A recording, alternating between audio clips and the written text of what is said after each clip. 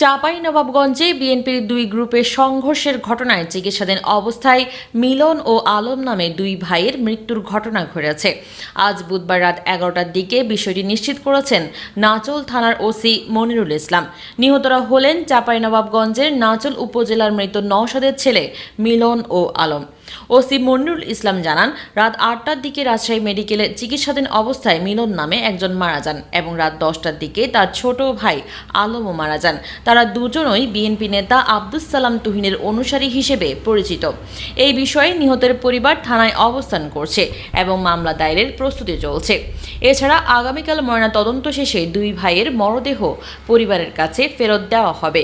প্রসঙ্গত, গত রোববার চাঁপাইনবাবগঞ্জ 2 আসনের সাবেক সংসদ সদস্য আমিনুল ইসলামের এক সমর্থককে প্রতিপক্ষের লোকজন মারধর করেন।